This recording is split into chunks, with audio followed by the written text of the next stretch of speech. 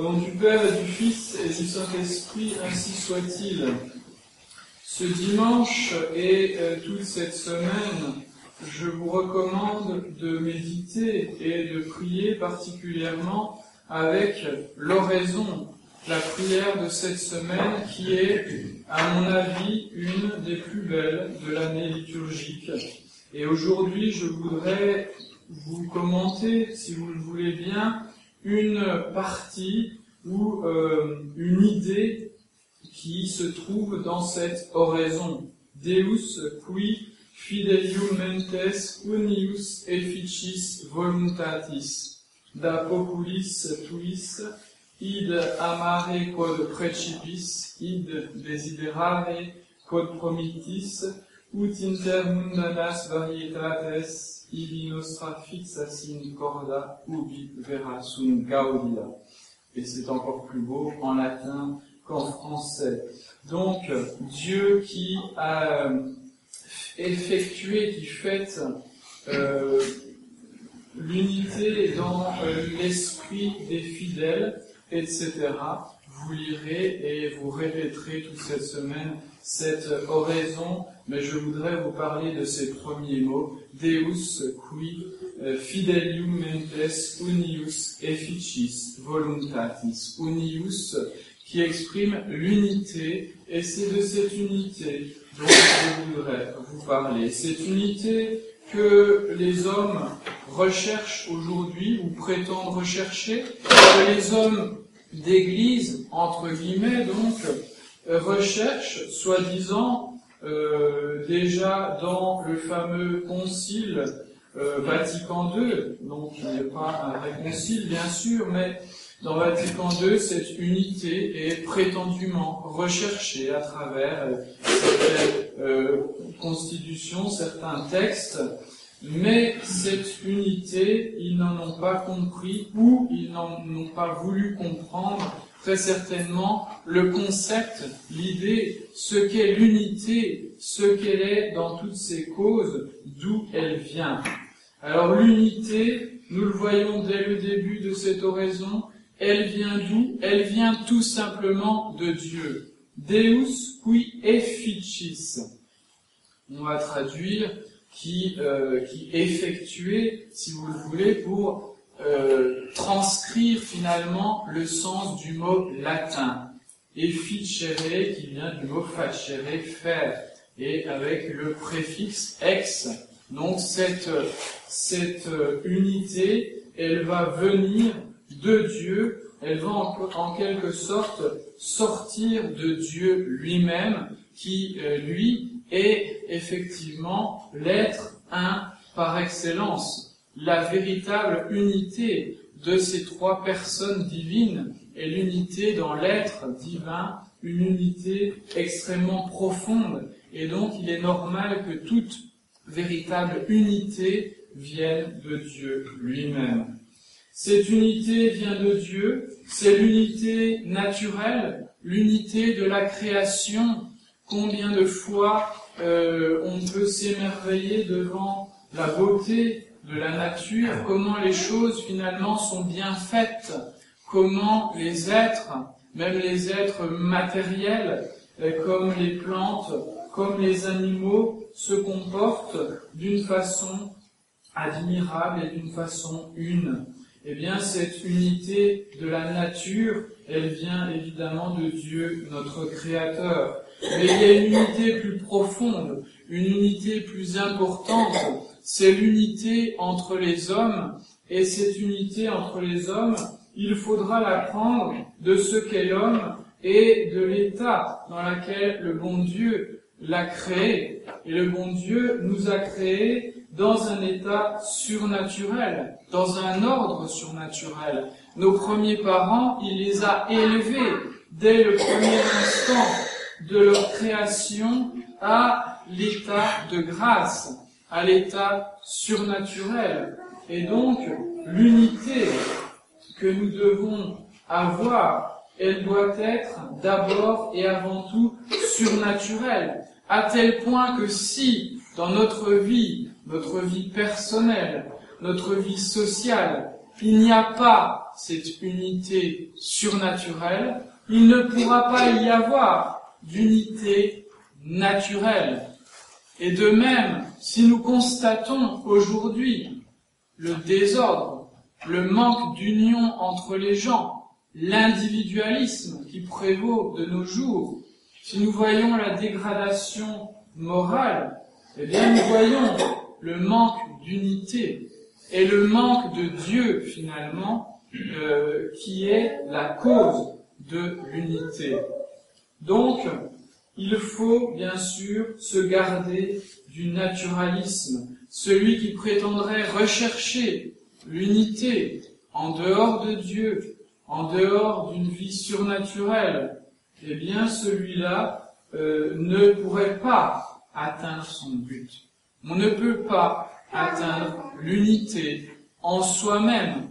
On ne peut pas atteindre l'unité entre les hommes dans la société, l'union des esprits, des intelligences, des volontés ne peuvent pas être atteints en dehors de Dieu, en dehors de la vie surnaturelle et donc en dehors de la Sainte Église catholique. Et donc, l'unité, mes bien chers frères, si elle vient de Dieu, ce n'est pas un rassemblement, un assemblement disparate.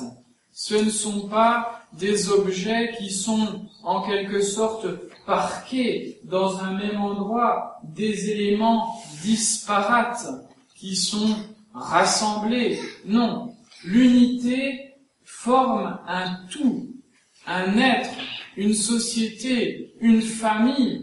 Pour donner un exemple concret qui est unie, c'est une famille qui fait justement un tout où il y a de la cohésion. On en parle beaucoup aujourd'hui, la fameuse cohésion sociale, sauf qu'on ne va pas chercher la cause de la cohésion sociale. On ne va pas remettre la vie chrétienne, la vie morale, la vie surnaturelle pour redonner cette cohésion sociale. Donc, l'unité, si vous voulez, qu'est-ce que c'est? C'est justement cet ordre qui existe dans notre esprit d'abord, dans notre âme, dans notre volonté, dans notre intelligence, dans toutes nos facultés. Ça, c'est notre ordre intérieur.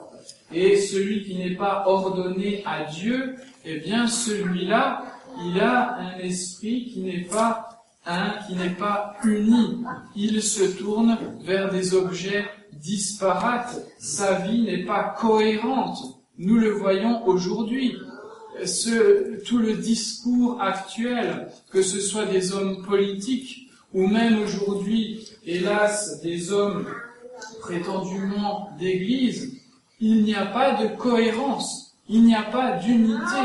Un jour, ils peuvent vous dire une chose, et le lendemain, ils pourront vous dire exactement et strictement le contraire. Pourquoi cela? Parce qu'ils ne sont pas ordonnés, parce que leur intelligence n'est pas ordonnée à Dieu, parce que leur volonté n'est pas ordonnée à Dieu. Et donc, l'unité, c'est d'abord un ordre dans notre esprit, un ordre également entre les personnes humaines, un ordre dans toute la création. Ça, c'est l'ordre naturel. Cet ordre naturel fait un tout. Mais nous sommes des hommes. Nous avons une intelligence, nous avons une volonté, et donc nous avons la faculté, hélas, de produire le désordre. Nous avons la faculté, la possibilité ce serait plus exact de dire ainsi, de sortir de cet ordre, de créer le désordre. Nous avons malheureusement cette possibilité. Et c'est ce qui est arrivé avec Adam et Ève. C'est ce qui est arrivé par le péché originel, le désordre fondamental et donc la désunion fondamentale qui va se traduire dès les premiers instants après donc qu'Adam et Ève furent chassés du paradis terrestre. Leurs 2 premiers enfants, on voit la désunion, la jalousie de Caïn pour Abel, qui produit le premier homicide, qui est un fratricide, bien sûr. Pourquoi cela? Pourquoi ce manque d'unité? Eh bien, à cause des conséquences du péché originel, à cause de cette volonté perverse de Caïn, qui ne peut pas finalement s'ordonner à Dieu, alors qu'il pouvait très bien le faire. Donc, l'unité, c'est l'ordre de notre esprit à Dieu. L'unité dans la société, ce sera également l'ordre de tous les esprits à Dieu. Qui fidelium mentes, les esprits mentes, des fidèles. Là, on se place dans le cadre de l'Église. Mais si on se place au niveau humain, nous sommes tous hommes, donc il y a effectivement une certaine unité, l'unité du genre humain. Mais les hommes partent dans diverses directions. Certains pensent ceci, d'autres pensent le contraire. Certains ont telle vie morale, d'autres ont tel soi-disant principes moraux, etc. Il y a les homos, les hétéros, etc. Vous le voyez donc, l'homme part dans toutes les directions. Il n'y a pas d'unité.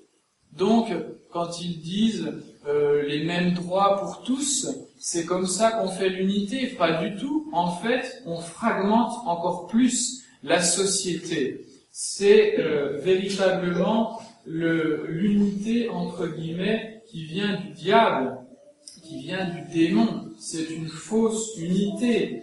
Dans le cadre de l'Église, c'est quoi aujourd'hui? C'est quoi? C'est ce qu'il y a dans Vatican II. C'est une espèce de syncrétisme. Le syncrétisme de l'ONU et de toutes ces institutions maçonniques. Le syncrétisme qui fonde l'unité, soi-disant, sur la liberté. C'est-à-dire, chacun pense ce qu'il veut. Chacun fait ce qu'il veut, tant qu'il n'empiète pas sur la liberté des autres. Mais est-ce que ça fonctionne comme système? Eh bien non, ça ne fonctionne pas. Nous ne le voyons que trop, chaque jour, que cela ne marche pas, qu'il n'y a pas d'unité finalement entre les hommes. Et il n'y a pas d'unité, chacun pense ce qu'il veut, chacun fait ce qu'il veut, il n'y a pas une unité humaine, il n'y a pas une unité des esprits.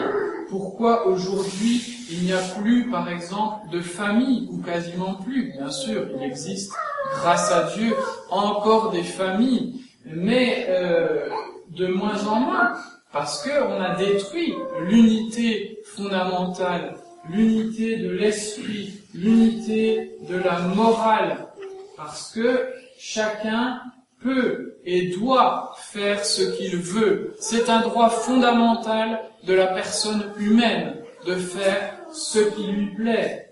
La femme fait ce qui lui plaît. Elle est bien libre de préférer travailler et monter dans l'échelle sociale à la place d'avoir des enfants.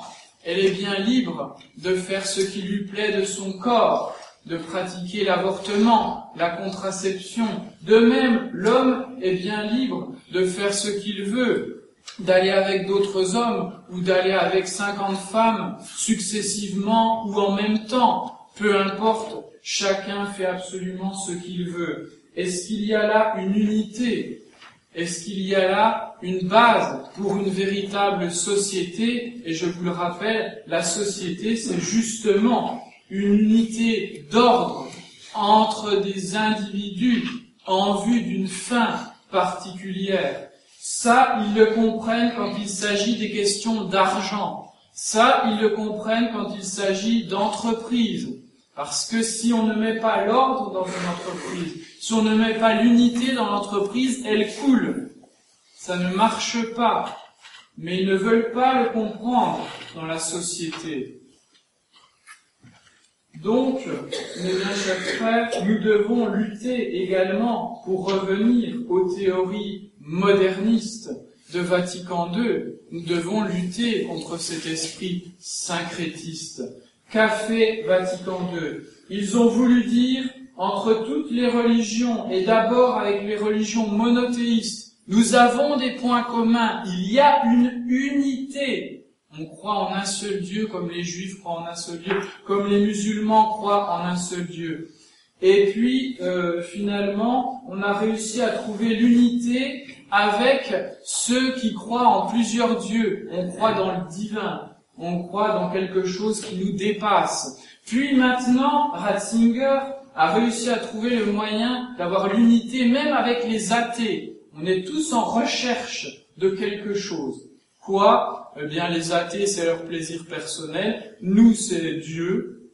Bref, peu importe. On recherche quelque chose, donc c'est bien. Donc c'est l'unité. Est-ce que c'est une véritable unité, cela? Une unité qui laisse de côté tous les problèmes, toutes les divergences. Est-ce que c'est de cette manière qu'on fait l'unité?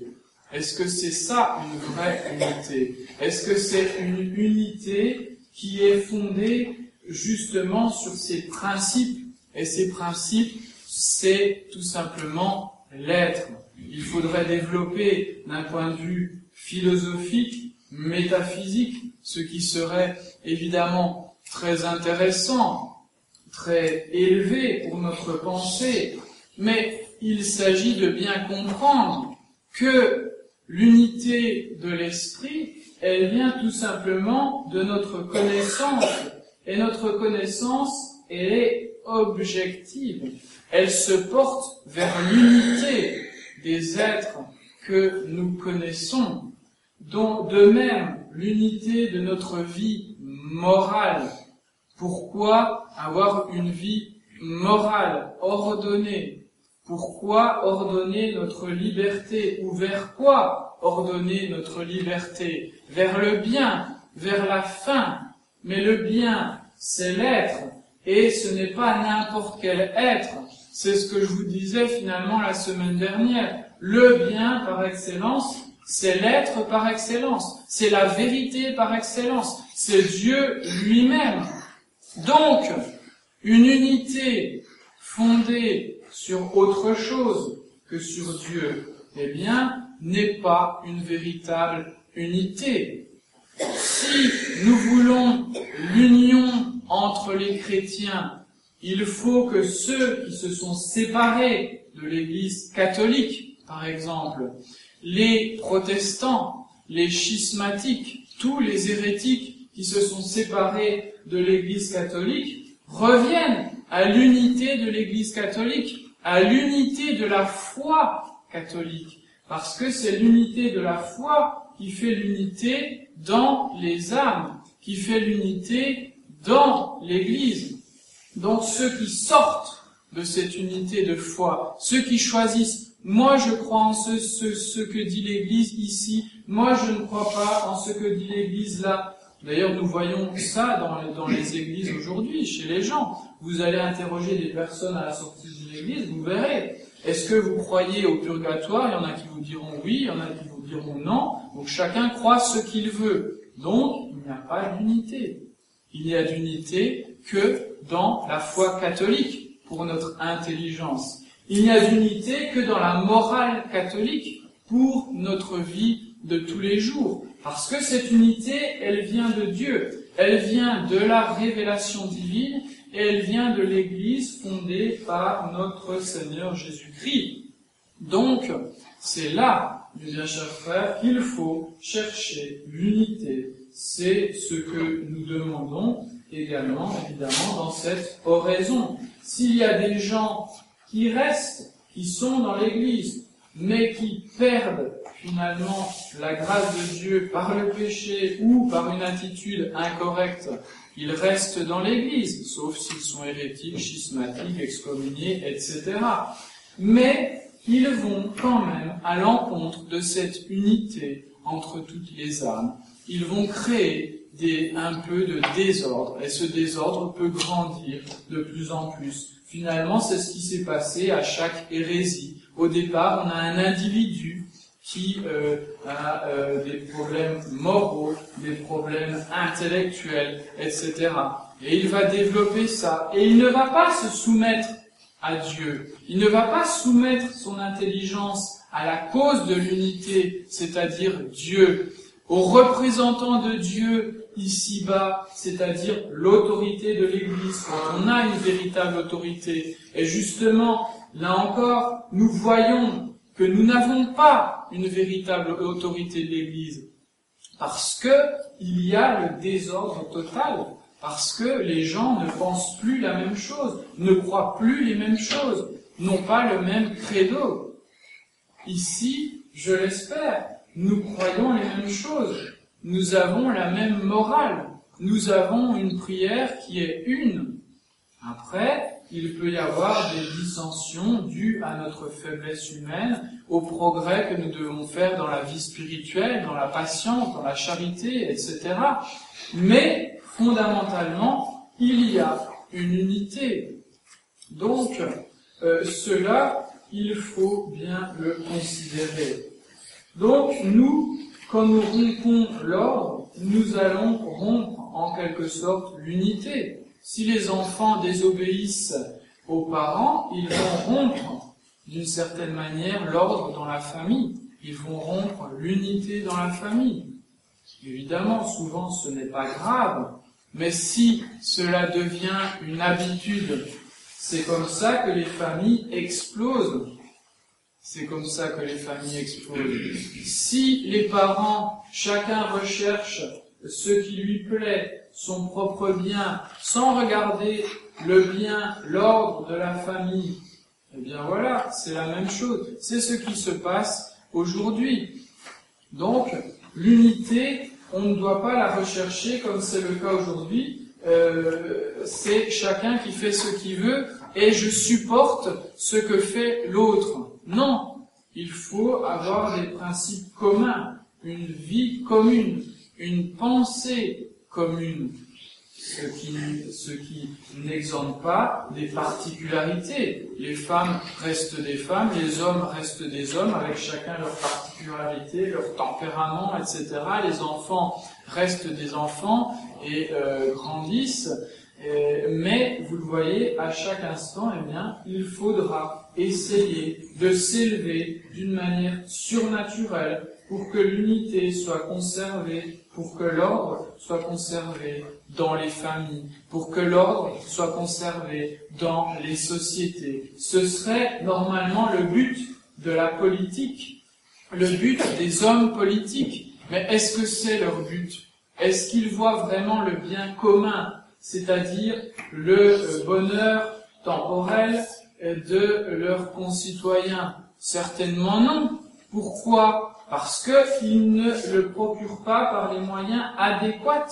Ils ne cherchent pas l'unité. On fait des lois qui n'ont aucune valeur pour les individus, pour les libertés individuelles, pour les soi-disant droits fondamentaux de la personne humaine, au lieu de prendre comme règle une règle qui soit universelle, c'est-à-dire Dieu lui-même. Les lois que Dieu nous a données.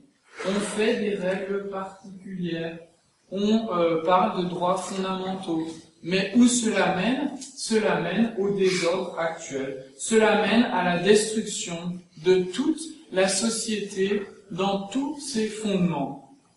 Cela ne fonctionne pas, évidemment, et cela ne peut pas fonctionner. Tant que nous n'aurons pas des hommes politiques qui soient chrétiens, catholiques, qui ont une notion vraie du bien commun, qui ont une vraie notion du but de la vie humaine, et donc qui est Dieu lui-même, inter mundanas varietates, au milieu de ces variétés, diversité du monde, des situations à travers les siècles, eh bien, il y a un point fixe.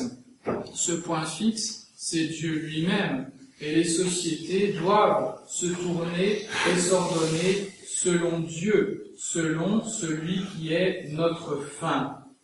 Donc, mes bien chers frères, aujourd'hui et pendant toute cette semaine, méditez, demandez à Dieu ce qui est demandé dans cette oraison, dans cette prière. Fondez votre vie elle-même, votre vie intérieure, sur l'unité, sur l'union à Dieu. Cette union, elle se fait par les vertus théologales auxquelles il faut toujours revenir. L'unité de notre esprit avec Dieu se fait par la foi, parce que quand nous croyons, nous connaissons comme Dieu et ce que Dieu veut que nous connaissions. Donc la foi, c'est la connaissance même de Dieu qui est en nous. De même, l'espérance. Nous espérons ce que Dieu nous promet. Nous espérons ce pourquoi nous sommes faits, c'est-à-dire la béatitude éternelle, par les moyens que Dieu nous a donnés, c'est-à-dire les sacrements, c'est-à-dire la vie vertueuse, la vie obéissante aux commandements de Dieu. Et enfin, nous allons droit au but dans notre volonté, en réordonnant à Dieu notre liberté par la charité, en aimant Dieu comme Dieu s'aime lui-même, à travers notre Seigneur Jésus-Christ, en aimant Dieu par cette véritable charité, en ordonnant toutes nos actions, toutes nos pensées, toute notre vie vers le bon Dieu. C'est ça, finalement, la charité, et si notre vie est ordonnée par la charité, quand notre vie obéit aux commandements, aux préceptes de Dieu, de notre Seigneur Jésus-Christ. Celui qui m'aime, observe, obéit à mes commandements. Vous n'obéissez pas à mes commandements, veut dire notre Seigneur Jésus-Christ, alors vous ne m'aimez pas. Si vous prétendez m'aimer et que vous désobéissez à mes commandements, vous pouvez parler, ce sont des paroles, mais vous ne m'aimez pas en réalité. Donc voilà comment mettre l'unité dans notre vie personnelle. Eh bien, pour la mettre dans votre vie de famille, dans votre vie dans la société, il n'y a pas d'autre moyen. La foi, l'espérance, la charité. Vous mettez la foi dans vos familles, l'espérance dans vos familles, la charité dans vos familles ou dans la société. Eh bien, si déjà vous mettez dans votre famille, c'est la base de la société, eh bien alors, vous procurez déjà cette unité. De même, nous devons prier, puisque visiblement ce n'est pas le cas aujourd'hui, d'avoir une véritable autorité de l'Église qui revienne à ses fondamentaux, à savoir la foi, l'espérance, la charité, l'unité de foi, l'unité d'espérance, l'unité de la charité ne peuvent être accomplies que par une véritable autorité de l'Église. Et s'il n'y a pas aujourd'hui d'unité de foi, ce qui est manifestement le cas, il n'y a pas unité d'espérance, il n'y a pas unité de charité, c'est parce qu'il n'y a pas de véritable pasteur, c'est parce qu'il n'y a pas de véritable autorité de l'Église, c'est parce que ces gens-là, Bergoglio et autres, ne sont pas ordonnés eux-mêmes à Dieu, n'ont pas des bons principes, ne suivent pas ce qui a été révélé par Dieu, donc ne croient pas en Dieu, finalement, pour dire les choses de manière claire. Finalement, ils ne croient pas en Dieu, ils n'espèrent pas en Dieu, ils n'aiment pas le bon Dieu par-dessus tout. C'est la réalité, et il faut savoir la voir, la lire entre les lignes de leurs actions. Tout ce qu'ils aiment, c'est eux-mêmes. Tout ce qu'ils aiment, c'est l'humanité, c'est la liberté, c'est la personne humaine, etc. Mais la personne humaine, elle est faite pour quoi? Elle est faite pour qui? Elle est faite pour le bon Dieu. Donc, il faut la ramener à Dieu. C'est le but de l'Église, c'est le but de notre vie chrétienne. Nous devons revenir à Dieu, nous devons ramener, nous rapporter à Dieu, et nous devons ramener aussi, autant que faire se peut, la société vers le bon Dieu. Voilà, mes bien chers frères, les conditions sine qua non d'une véritable unité en nous, dans nos familles, dans nos sociétés, c'est tout simplement l'ordre à Dieu, et l'ordre s'effectue par la foi, par l'espérance, par la charité. Voilà, mes bien chers frères, donc ce que nous devons demander pour nous, pour l'Église, que le bon Dieu nous fasse miséricorde et nous donne finalement un véritable pape, une véritable autorité de l'Église.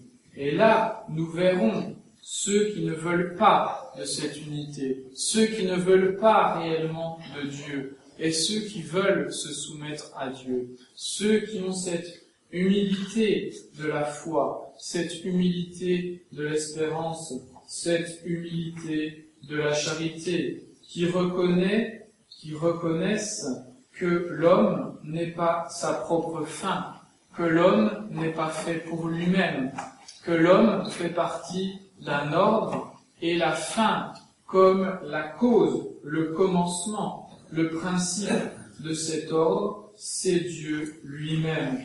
Si nous voulons revenir à Dieu, nous devons passer par le Verbe de Dieu, notre Seigneur Jésus-Christ, incarné. Le Christ est vraiment ressuscité. Il est ressuscité pour nous réordonner à Dieu, pour nous ressusciter à la grâce, pour nous faire mourir au péché, pour nous faire vivre selon ces trois vertus, la foi, l'espérance, la charité. Au nom du Père et du Fils et du Saint-Esprit, soit béni.